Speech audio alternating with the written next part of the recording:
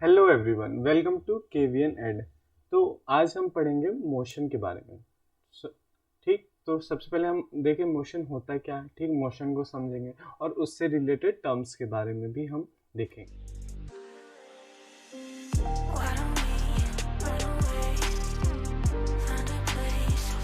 ठीक, तो सबसे पहले हम देखते हैं मोशन है क्या। ठीक, मोशन हम किसको बोलते हैं। देखो, आम भाषा में मोशन मतलब आप समझ सकते हो कि हिलना डुलना चलना फिरना, ये सब मोशन है। लेकिन फिजिक्स में मोशन क्या है। फिजिक्स में मोशन है, motion is a change of position. किसी चीज के पोजीशन में अगर चेंज आता है, मान लो वो ए पोजीशन पे है, ठीक, और वो बी पे चला गया।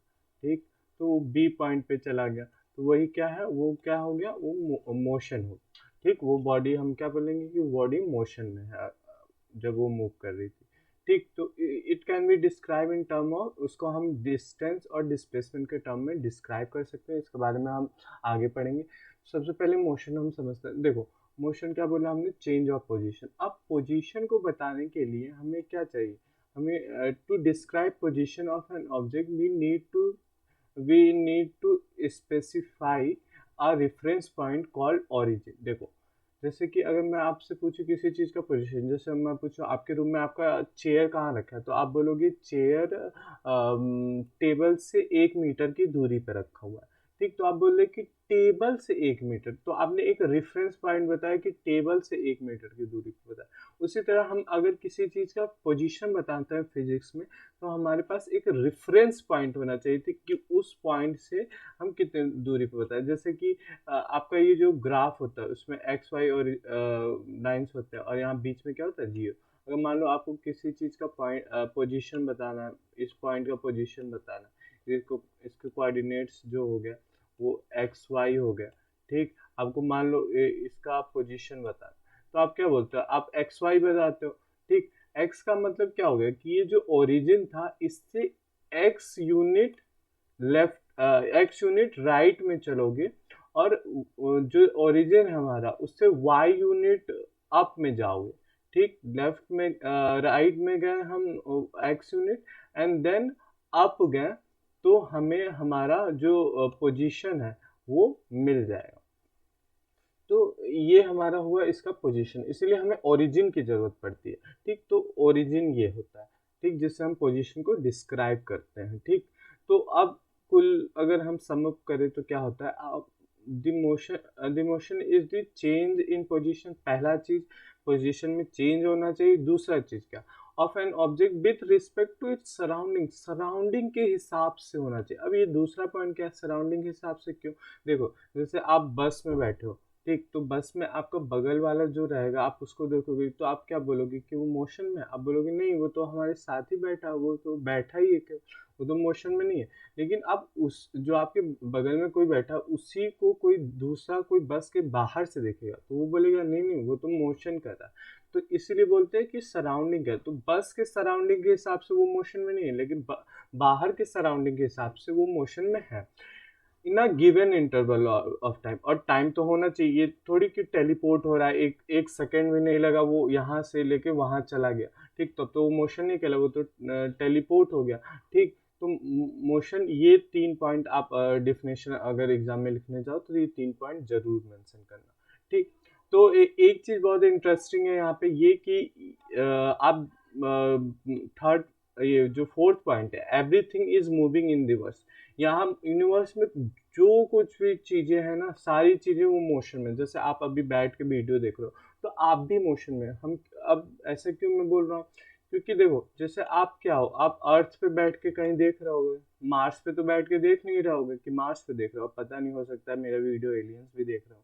ठीक, तो अगर आप मार्स पे भी बैठे हो और अर्थ पे भी बैठे हो तो क्या करते हैं, अर्थ और मार्स दोनों रोटेट करते हैं। ठीक, रोटेट कर रहे हो तो अर्थ मूव कर रहा है, आप उस पर बैठे हो तो आप भी मूव कर रहे हो, आउटर स्पेस के रिस्पेक्ट में आप भी क्या कर रहे हो, मूव कर रहे हो। इवन कि जो सन है, ठीक, सन बोलते हैं लोग मोशन में नहीं है, सन भी हमारा क्या, मोशन में है, वो भी मोशन करता रहता है। ठीक, अब देखो, तो मोशन से रिलेटेड हमने पहले पॉइंट में क्या बोला था कि हम इसको डिस्टेंस और डिस्प्लेसमेंट से डिस्क्राइब करेंगे, ठीक। और डिस्टेंस और डिस्प्लेसमेंट, देखो ये जो सारी यूनिट है ना, ये मोशन को डिस्क्राइब करने के लिए सबसे बेसिक यूनिट्स है। बाकी नेक्स्ट चैप्टर में आप पढ़ोगे, इनसे भी ज़्यादा कुछ यूनिट्स आ जाती है, लेकिन ये काफ़ी बेसिक है। और इनमें भी सबसे बेसिक होता है डिस्टेंस और डिस्प्लेसमेंट, इसी से बाकी ये तीनों डेराइव होती है, ठीक। तो चलिए स्टार्ट करते हैं, ठीक। तो सबसे पहले हम समझे डिस्टेंस क्या है, डिस्प्लेसमेंट क्या है। देखो, डिस्टेंस और डिस्प्लेसमेंट टोटली अलग अलग क्वांटिटी है। डिस्टेंस का मतलब हो गया कि अगर कोई आपसे पूछे, आप मान लो कि आप यहाँ पे हो इलाहाबाद में, ठीक, और आप चले गए लखनऊ, ठीक। तो आपसे पूछा कि आप कितना किलोमीटर चले, तो आप जो भी बोलोगे, हो सकता है 200 किलोमीटर या 300 किलोमीटर, आप जो भी बोलते, ठीक। तो इतनी दूरी आप गए वहाँ पे, ठीक। तो डिस्टेंस, आपसे कोई पूछेगा आप कितना चले, तो आप बोलोगे 300 किलोमीटर। तो 300 किलोमीटर क्या हो गया, डिस्टेंस हो गया, ठीक। तो कभी भी पूछा आप कोई कितना चल रहे हो, 1 किलोमीटर चल रहे हो, 1 किलोमीटर आपका डिस्टेंस हो गया। तो magnitude of length covered by a moving object is called distance. और डिस्प्लेसमेंट क्या है, डिस्प्लेसमेंट मतलब समझो, देखो, डिस्प्लेस का मीनिंग क्या समझते हो, मतलब हटना, कोई चीज कितना हट रही है, ठीक। तो अगर मान लो यहाँ पे पॉइंट ए से, ठीक, आप पॉइंट बी पे आ रहे हो, ठीक। आप पॉइंट ए से पॉइंट बी पे आ रहे हो, तो अगर आपसे कोई पूछे आप कैसे भी चल के आ रहे हो, उससे मतलब नहीं है, ठीक। लेकिन अगर कोई आपसे पूछे कि आप कितना हटे, तो ये जो शॉर्टेस्ट डिस्टेंस है वो आप बताओगे कि आप 2 किलोमीटर हटे, ठीक। आप क्या बताओगे, 2 किलोमीटर हटे, ठीक। लेकिन क्या ये सफिशियंट होगा, क्योंकि अगर आप बताओगे 2 किलोमीटर, तो 2 किलोमीटर इधर भी, 2 किलोमीटर इधर भी, 2 किलोमीटर इधर भी, तो 2 किलोमीटर तो किधर भी हो सकता है। तो आप उसको क्या बताओगे, डायरेक्शन में बताओगे कि हम साउथ ईस्ट में 2 किलोमीटर चले, ठीक। तो ये हटने का पूरा मतलब डिस्प्लेस होने का पूरा एक सटीक डिफिनेशन होगा, इसलिए हमें दोनों की रिक्वायरमेंट पड़े। और चलने की रिक्वायरमेंट तो नहीं कि आप कितना चले, तो 1 किलोमीटर चले, आप 2 किलोमीटर चले, तो डिस्टेंस में हमें डायरेक्शन की नहीं जरूरत है, लेकिन डिस्प्लेसमेंट में है, इसीलिए जरूरत पड़ती है, ठीक। तो ये एक डिफरेंस हो गया। और आप इसका डिस्प्लेसमेंट का डिफिनेशन देख लो कि शॉर्टेस्ट डिस्टेंस बिटवीन 2 पॉइंट्स और डिस्टेंस बिटवीन स्टार्टिंग और फाइनल पॉइंट। तो इसमें डायरेक्शन की जरूरत नहीं पड़ती है, और डिस्प्लेसमेंट में हमें क्या जरूरत पड़ती है, ठीक। तो displacement can be zero but distance can not, ठीक। तो देखो, अब इस पॉइंट का क्या मतलब हुआ, डिस्प्लेसमेंट जीरो हो सकता है और डिस्प्लेसमेंट, देखो जब मोशन हुआ है ना किसी चीज का, तो उसका डिस्प्लेसमेंट जीरो हो सकता है, ठीक। डिस्प्लेसमेंट क्या है, जीरो हो सकता है। जैसे मान लो फिर से हम ले ए पॉइंट, ठीक, वो चला चला चला और वापस घूम के यहाँ आ गया, ठीक, ए पॉइंट पे, ठीक। मान लो उसने 3 किलोमीटर चला होगा, ठीक, 3 किलोमीटर। तो अगर आपसे कोई पूछे कि वो कितना चला, तो आप क्या बोलोगे कि वो 3 किलोमीटर चला। लेकिन आप अगर पूछोगे कितना डिस्प्लेस हुआ, कितना हटा, तो वो हटा ही नहीं, वो जहाँ था वहीं आ गया, तो वो क्या हुआ, जीरो हुआ, मतलब बिल्कुल नहीं हटा, बिल्कुल नहीं मतलब जीरो, ठीक। तो ये दोनों क्वांटिटीज हैं, और इसीलिए जो डिस्टेंस है वो हमारा स्केलर क्वांटिटी बन जाता है, और डिस्प्लेसमेंट क्या हो जाता है, वेक्टर क्वांटिटी हो जाता है। स्केलर क्वांटिटी कुछ नहीं, वो क्वांटिटी जिसमें हमें केवल मैग्नीट्यूड की जरूरत पड़ती है, और वेक्टर क्वांटिटी वो क्वांटिटी जिसमें हमें मैग्नीट्यूड की तो जरूरत पड़ती है, प्लस डायरेक्शन की भी जरूरत पड़ती है, ठीक। तो वो वेक्टर हो गया, ये आप 11th से पढ़ना स्टार्ट करोगे, ठीक, उसमें होता है, ठीक। तो अब हम कुछ केसेस देखेंगे। मान लो ये आपका हाउस है, ठीक। आप स्कूल जाना चाहते हो, लेकिन आपका मान लो कॉफ़ी पीने का मन हो, तो आप क्या करोगे, पहले आप कॉफ़ी शॉप जाओगे, ठीक, जो कि आपके घर से 3 किलोमीटर पे है, ठीक। उसके बाद आप कहाँ जाओगे, उसके बाद आप कॉफ़ी पिया, फिर कॉफ़ी से स्कूल जाओगे, ठीक, जो कि कॉफ़ी शॉप से 2 किलोमीटर पे है, ठीक। तो अब अगर आपका हम यहाँ पे देखो डिस्प्लेसमेंट क्या है, जो फाइनल हम जो इनिशियल पोजीशन थी यानी आपका हाउस, और जो फाइनल पोजीशन यानी कि स्कूल, उसके बीच में शॉर्टेस्ट डिस्टेंस मान लो 2 किलोमीटर, तो ये हमारा डिस्प्लेसमेंट का मैग्नीट्यूड हो जाएगा, ठीक। तो डिस्टेंस हमारा निकल आएगा 3 किलोमीटर, और 2 किलोमीटर फिर इधर, ये 5 किलोमीटर हो गया डिस्टेंस, ठीक। और डिस्प्लेसमेंट जो हो जाएगा जो शॉर्टेस्ट डिस्टेंस, मैं बोला ना शॉर्टेस्ट डिस्टेंस, चाहे आप कैसे भी चलो उससे मतलब नहीं है, ठीक। जो आपकी शॉर्टेस्ट डिस्टेंस होगी इनिशियल और फाइनल पोजीशन के बीच, इनिशियल मतलब स्टार्टिंग पॉइंट जहाँ से स्टार्ट किए और फाइनल मतलब जहाँ रुके, तो उनके बीच में जो शॉर्टेस्ट डिस्टेंस होगी वो क्या हो जाएगी, वो 2 किलोमीटर हो जाएगी। वो 2 किलोमीटर यानी कि वो डिस्प्लेसमेंट क्या क्या हो जाएगा, मैग्नीट्यूड हो जाएगा, ठीक। और डिस्टेंस तो आपको पता ही चल गया, 3 किलोमीटर प्लस 2 किलोमीटर, ठीक। तो यहाँ पे आप देखो, यहाँ पे आप क्या देख रहे हो, डिस्टेंस क्या है, डिस्टेंस बड़ा है और डिस्प्लेसमेंट क्या है, छोटा है, ठीक।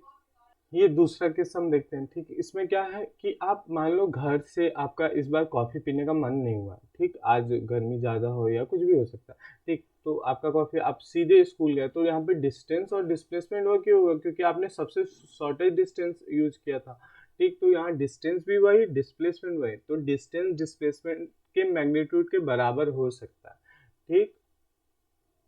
अब देखो एक चीज यहाँ पे, आपने फर्स्ट केस में बड़ा हो सकता है, सेकंड केस में देखना बराबर हो सकता है, ठीक। और हमने जो बोला था, मान लो कि आप घर से फिर से कॉफी शॉप गए और कॉफी शॉप से क्या किया, आप स्कूल आ गए और स्कूल से फिर क्या किया, आप घर गए। तो अब यहाँ पे आप कितना डिस्प्लेस हुआ, आप कितना हटे, घर पे थे घर ही पे आ गए, मतलब यहाँ पे जो डिस्प्लेसमेंट था वो क्या हो गया, 0 हो गया। और जो डिस्टेंस था वो हम काउंट कर लेंगे, पहले 3 किलोमीटर चला, फिर 2 किलोमीटर चला और फिर 2 किलोमीटर चला, तो ये हो गया हमारा 7 किलोमीटर हम आप चले, तो ये हो गया। तो आप यह हमेशा याद रखोगे कि जो डिस्टेंस होगा वो हमेशा या तो डिस्प्लेसमेंट के बड़ा होगा या तो उसके इक्वल होगा, ठीक। डिस्प्लेसमेंट कभी बड़ा नहीं हो सकता डिस्टेंस से, ठीक। और डिस्प्लेसमेंट 0 भी हो सकता है, ठीक। तो जैसे कि हम क्या कहते हैं, खाना बनाते हैं, तो खाना बनाने में क्या होता है कि अगर आप नमक भूल जाओ तो फिर कोई मतलब नहीं रह गया। तो उसी तरह अगर आप कुछ चीज़ पढ़ लेते हो ना और उसके क्वेश्चंस ना लगाओ तो वो चीज़ें बेकार हो जाती है, ठीक। तो वो उतना फ़ायदा नहीं करता, ठीक। तो इसीलिए हम कुछ क्वेश्चंस देखेंगे, आप क्या करो, वीडियो को पॉज करो, ठीक। ये क्वेश्चन खुद से पहले ट्राई करो और देन हम लोग इसको फिर डिस्कस करेंगे। So let's discuss this question. क्या बोला है क्वेश्चन में कि एक फार्मर है, ठीक। वो एक बाउंड्री के चारों तरफ चल रहा है, ठीक। और वो बाउंड्री की जो साइड्स हैं, ठीक, वो तो स्क्वायर है और उसकी साइड 10 मीटर है और 40 सेकेंड्स वो एक राउंड लगा रहा है 40 सेकेंड। तो आप इस तरह समझो कि मान लो ये फील्ड है, ठीक। फील्ड की शेप का है स्क्वायर, स्क्वायर वैसे हालांकि बना नहीं, लेकिन आप इसको समझ लो, ठीक। तो ये मान लो आपका स्क्वायर फील्ड है, वो इसके चक्कर लगा रहा है, ठीक। और एक लैप जो है, लैप एक चक्कर जो है वो 40 सेकंड में कंप्लीट कर लेता है, ठीक। तो ये पूछा है what will be the magnitude of displacement, magnitude of displacement पूछा है कब, जब 2 मिनट 20 सेकेंड हो जाए, मतलब वो 2 मिनट 20 सेकेंड तक घूम रहा था और आपको बताना है कि 2 मिनट 20 सेकेंड घूमने के बाद उसका डिस्प्लेसमेंट क्या हो जाएगा, ठीक। चलते चलते, ठीक। तो पहले समझो कि जो फार्मर था, पहले देखो, आप कभी भी क्वेश्चन है ना, जो गिवन चीजें होती हैं उनको लिख लिया जाता है, ठीक। तो हमारा गिवन क्या था, farmer cover boundary of square field upside in 10 metre in foot. और यही तरीका आप बोर्ड में भी फॉलो करोगे, 10th में जाओगे तो अभी से आदत डालो कि जो गिवन चीजें होती हैं उनको लिखा जाता है, फिर आप अपना कंक्लूजन लिखते हो, ठीक। तो कंक्लूजन क्या निकला है कि नंबर ऑफ लैप्स अगर हमें निकालना हो कि 2 मिनट 20 सेकेंड्स में कितने होंगे, तो हम क्या करेंगे, टोटल टाइम को 40 से डिवाइड। देखो ऐसा क्यों किया, देखो अब पूरा समझो बात।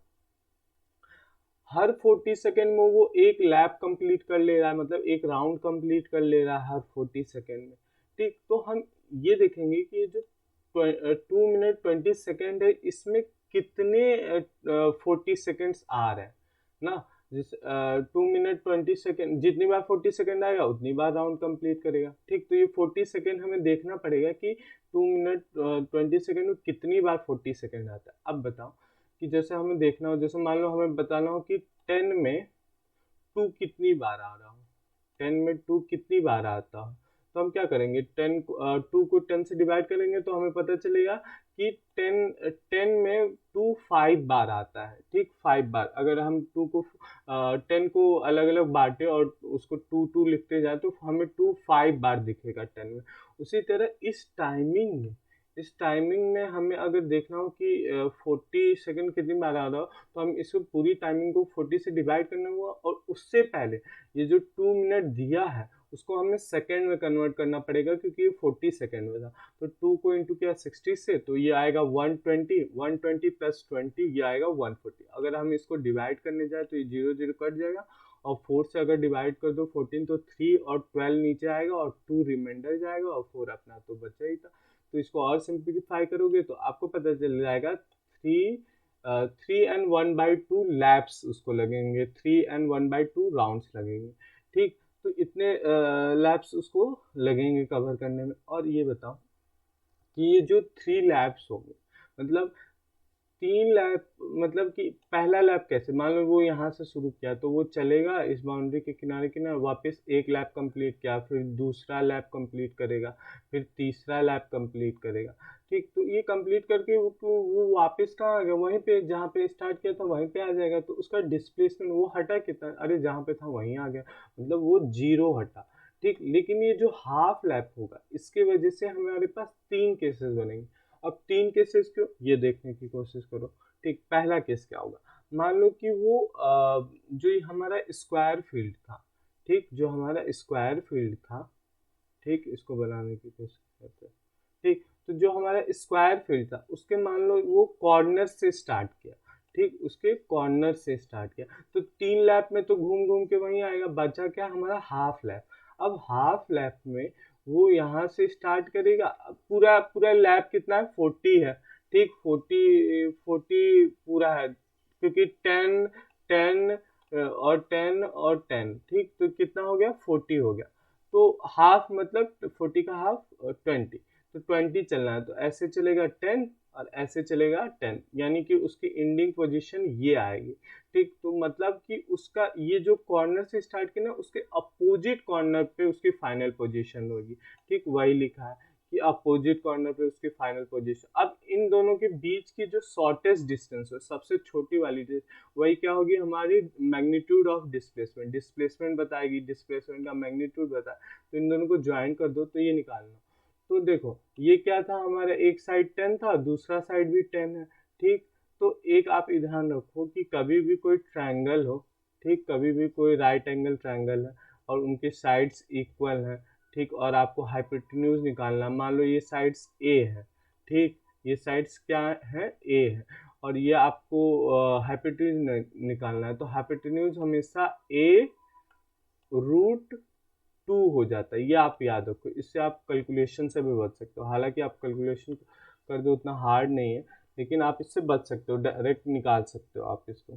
तो ए रूट 2, तो यहाँ पे हमारा ए था क्या, यहाँ पे ये 10 10 दिख रहा है हमें, और उसका हाइपोटेन्यूज निकालना, तो ये क्या हो जाएगा, 10 रूट 2। अगर 9 होता तो 9 रूट 2, अगर 8 होते साइड्स दोनों तो 8 रूट 2, ठीक। हालांकि आप पाइथागोरस बाबा का फॉर्मूला लगा सकते हो, ठीक, उसमें कोई प्रॉब्लम नहीं होगी, लेकिन क्या मतलब है अगर आपको सीधे आपको पता ही, ठीक, लेकिन आप लगा सकते हो, ठीक। ये तो पहला केस हो गया। दूसरा केस समझो, दूसरा केस क्या बोल रहा है कि अगर आप वो जो हमारा फील्ड था, स्क्वायर फील्ड था, उस, अरे ये तो रेक्टेंगल बन गया, चलो आप इसको समझ लो, ठीक। तो मान लो उसके मिड पॉइंट से शुरू किया, किसी भी मिड पॉइंट, चारों तो सेम ही होते हैं, किसी भी मिड पॉइंट से शुरू किया, तो 3 लैप में क्या होगा, घूम के वहीं वापस आ जाएगा, फिर उसको हाफ लैप चलना। तो ये मिड पॉइंट था, पूरा साइड 10 का था, तो ये 5 मीटर हो जाएगा, और फिर ऐसे पूरा 10 मीटर चलेगा, और फिर ये 5 यहाँ पे आके कंप्लीट हो जाएगा 20। तो वो अपोजिट साइड के मिड पॉइंट पे उसका क्या होगा, फाइनल पोजीशन होगा। ये देखो अपोजिट साइड है और उसका मिड पॉइंट होगा, और दोनों को अगर मिला दोगे तो ये जो शॉर्टेस्ट डिस्टेंस बनेगी, तो ये क्या हो जाएगी, ये साइड के इक्वल हो जाएगी। तो यहाँ पे जो हमारा आएगा हाफ लैप में वो 10 मीटर्स हो जाएगा। तो magnitude of displacement half lap में क्या हो गया, 10 मीटर, और 3 लैप में तो 0 ही हो गया, तो हमारा टोटल डिस्प्लेसमेंट यही आ जाएगा, ठीक। अब तीसरा केस क्या होगा, तीसरा केस मान लो वो किसी रेंडम पोजीशन से स्टार्ट किया। क्या किया कि तीसरा पोजीशन वो किसी रेंडम पोजीशन से वो स्टार्ट किया, किसी भी, मान लो यहाँ से स्टार्ट किया, ठीक। तो वो क्या करेगा, 3 लैप में तो घूम के वहीं आएगा, और हाफ लैप वो कुछ इस तरह चलेगा, इस तरह चलेगा, फिर यहाँ पे थोड़ा सा चलेगा, ठीक, इतना। तो फिर इन दोनों को मिला दो तो ये वाली लेंथ आएगी, ठीक। अगर मान लो वो यहाँ से नहीं थोड़ा सा और ऊपर से चला था तो यहाँ और थोड़ा नीचे से आएगा, और ये जो डिस्टेंस होगी वो ये होगी। और अगर मान लो थोड़ा और ऊपर में गया तो ये वाली जो डिस्टेंस होगी वो ये होगी। और बीच का तो आपको केस पता ही था, और ये डायगोनल वाला केस आएगा, ठीक। तो जो भी केसेस आएंगी वो इन्हीं लाइंस के बीच में ही होंगी, ठीक, ऐसी होंगी, ठीक। कहीं भी से वो चले, ठीक। मान लो वो यहाँ से चला तो उसकी जो फाइनल पोजीशन आएगी वो यहाँ पे आएगी, ठीक। तो वो कहीं से भी चले, बीच की लाइनें बनेंगी, ठीक। जो भी लाइनें बन रही है, थोड़ी बहुत गड़बड़ नहीं है, कोई बात नहीं, ठीक। तो लाइन में अब इस चीज में ध्यान रखो, जो सबसे बड़ी लाइन बनेगी, सबसे बड़ी लाइन ये डायगोनल से ही बन सकती है, जो कि हमारा फर्स्ट केस था। तो सबसे मैक्सिमम डिस्प्लेसमेंट जो आएगा वो 10√2 आएगा, और सबसे छोटा जो लाइन बनेगा वो हमारा मिड पॉइंट को ज्वाइन करके ही बनेगा, जो हमारा सेकेंड केस में था। तो ये मिनिमम वैल्यू हो गई और मैक्सिमम वैल्यू, और इनके बीच में ही वेरी करेगा बाकी सारे लाइंस, ठीक। तो जो मैग्नीट्यूड ऑफ डिस्प्लेसमेंट आएगा हमारा थर्ड केस में, अगर वो रैंडम किसी भी पोजीशन से चलता है, तो वो क्या हो जाएगा, इन्हीं दोनों के बीच में। अब हम श्योर नहीं है क्योंकि हमें स्टार्टिंग पॉइंट तो दिया ही नहीं, इसीलिए हमें ये 3 केसेस बनेंगे, ठीक। तो ये हुआ इस पूरे क्वेश्चन के बारे में, ठीक। नेक्स्ट क्वेश्चन भी कुछ सिमिलर ही है, यह भी एनसीईआरटी, इसके पहले वाला भी एनसीईआरटी का ही था, ठीक। ये भी एनसीईआरटी का ही एक्सरसाइज, एनसीईआरटी के क्वेश्चन लगाओ, एनसीईआरटी के एग्जाम्पलर के क्वेश्चन लगाओ, ताकि आपका कॉम्पिटिटिव एग्जाम भी आपका कवर होते रहे, प्लस आपकी बोर्ड की भी आदत बनी रहे, ठीक। बोर्ड में भी एनसीईआरटी से ही देते हैं, कॉम्पिटिटिव एग्जाम में एनसीईआरटी एग्जाम्पलर से देते हैं, ठीक। तो थोड़ा बहुत आदत अभी से लगी रहेगी तो 11th-12th में बहुत ही बेनिफिट होगा, ठीक। तो ये क्वेश्चन भी आप वीडियो पॉज करो, खुद से ट्राई करो, ये उससे इजी ही है फर्स्ट क्वेश्चन, ठीक। तो लेट्स स्टार्ट करते हैं। देखो इस क्वेश्चन में क्या बोला है कि एक एथलीट है, वो एक राउंड कंप्लीट कर रहा है 40 सेकेंड में, वही केस सब लोग 40 सेकेंड में ही कंप्लीट करते हैं, वो फार्मर भी 40 सेकेंड में कर रहा था, ये भी 40 सेकेंड में कर रहा था, ठीक। यहाँ पे साइड नहीं दी है, यहाँ पे डायमीटर दे दिया है 200 मीटर, ठीक। डायमीटर दे दिया, ये पूरा डिस्टेंस 200, तो रेडियस हमें पता है, और वो 40 सेकेंड में कंप्लीट। तो सेम वही करेंगे, टोटल टाइम कितने समय तक वो घूम रहा है, वो घूम रहा है 2 मिनट 20 सेकेंड तक। तो फिर हम क्या करेंगे, सेम वही काम करेंगे। हम क्या करेंगे, हम पता करेंगे कि नंबर ऑफ लैप्स कितने, कितना राउंड वो लगाया, ठीक। कितना राउंड लगाया हम पता करेंगे, ठीक। तो चलिए पता करते हैं, ठीक। तो सेम काम, ठीक। तो हम पहले देखेंगे 2 मिनट 20 सेकेंड में 40 कितनी बार आ रहा है, और जितनी बार आ रहा है वो उतनी राउंड वो लगा रहा होगा, ठीक। तो देखते हैं कितना बार आ रहा है। तो सेम वही कैलकुलेशन, 2 × 60 और +20/40। तो आपको पता ही है क्या आने वाला है, ये आने वाला है 3.5। तो ये 3.5 आ गया, मतलब 3.5 राउंड्स वो लगाएगा, पहले 3 बार लगाएगा और फिर आधा चक्कर लगाएगा। तो देखो इसमें हमें डिस्टेंस भी निकालनी है, ठीक। तो डिस्टेंस भी निकालनी है, तो क्या करें, पहले हम एक राउंड का निकाल लें कि एक राउंड में वो कितना दौड़ा है। तो ये जो हमारा सर्किल है, ठीक, वो एक राउंड में कितना दौड़ा है, ये जो हमारा सर्किल है इसके चारों तरफ ही दौड़ेगा, ठीक। तो इसके चारों तरफ की लेंथ क्या होती है, सर्किल के सर्कमफ्रेंस यानी बाउंड्री की लेंथ क्या होती है, ये होती है 2πr होती है, ठीक। 2πr मतलब r की वैल्यू क्या है, यहाँ पे 100 है, डी डायमीटर 200 है, तो r क्या होता है, हाफ हो जाता है। तो यानी कि 100 है r की वैल्यू, अगर रखें यहाँ पे तो ये हमें आएगी 200 पाई आएगी, ठीक। अभी पाई की वैल्यू नहीं रख रहे हैं, कैलकुलेशन क्यों लंबा करें, यहाँ कुछ दिख नहीं रहा है 7 से कटने वाला, ठीक। तो ये दिखा हमें, ठीक। तो मतलब 2πr ये मीटर, ठीक। इसका मतलब ये हुआ कि वो एक राउंड में 200 पाई मीटर दौड़ेगा। तो 3.5 राउंड में कितना हो जाएगा, क्या करें, मल्टीप्लाई कर देते हैं हम। अगर जैसे अगर आपसे बोले कि ए, ए, एक चॉकलेट 5 रुपए का मिल रहा है, तो 5 चॉकलेट कितने मिले, तो आप क्या करते हो, 5 × 5 कर दो 25। तो एक राउंड जब इतने मीटर का है तो 3 राउंड कितने मीटर का हो जाएगा, या 3.5 राउंड कितने मीटर का हो जाएगा। अगर 3.5 को लिखो तो हम 7/2 लिख सकते हैं 3.5 को, क्योंकि 3.5 मतलब 3.5, और 7/2 मतलब 3.5। ठीक, तो मतलब 7/2 हमारा टोटल राउंड्स है, तो इसको हम इंटू कर दें अपने इससे 200 पाई से। ठीक, तो हमें पता चल जाएगा कि टोटल राउंड कितने लगे। अब देखो यहाँ हमें 7 दिख रहा है, अब पाई की वैल्यू आप रख सकते हो। ठीक, तो 200 इंटू, अब पाई की वैल्यू रख दो 22/7। ठीक, तो ये 7 से 7 कटा, 2 से ये 100 कटा, और 100 × 22 यानी कि हमारा कितना आ गया टोटल, वो कितना दौड़ेगा 2200 मीटर वो डिस्टेंस हमारी आ गई। अब यहाँ पे आप देखो कि ये हो गई हमारी डिस्टेंस, लेकिन डिस्प्लेसमेंट भी पूछा है। तो डिस्प्लेसमेंट निकालने के लिए हम क्या करेंगे, पहले बताओ 3 राउंड में तो घूम के वो वहीं आ जाएगा, एक राउंड में घूम के वहीं आया, दूसरे में तीसरे में भी होएगा। लेकिन हाफ हाफ में क्या होगा, वो आधा चलेगा, मतलब कि वो ऐसे इतना चला, ठीक, आधा चला। ठीक, आधा चला मतलब कि उसका जो शॉर्टेस्ट डिस्टेंस हो जाएगा वो डायमीटर ही हो जाएगा ना, जो शॉर्टेस्ट डिस्टेंस हो गई। एक आप अलग सर्किल में देख लो, ठीक, यह सर्किल है, वो आधा चल रहा है, मतलब ऐसे चल रहा है। ठीक, तो यहाँ पे देख लो जो हमारी स्टार्टिंग पोजीशन थी और जो फाइनल, इसके बीच में अगर शॉर्टेस्ट डिस्टेंस बनाने जाए तो वो डायमीटर आती, और डायमीटर हमारा कितना है, डायमीटर है हमारा 200। तो डिस्प्लेसमेंट का जो मैग्नीट्यूड है वो आ गया हमारा 200, और डायरेक्शन क्या हो जाएगा, जहाँ जिस पॉइंट से स्टार्ट किए थे उसके अपोजिट पॉइंट उसी सर्कल पर। ठीक, तो ये हमारा आंसर हो गया इस क्वेश्चन का। ठीक, तो नेक्स्ट क्वेश्चन हम देखते हैं। ठीक, नेक्स्ट क्वेश्चन।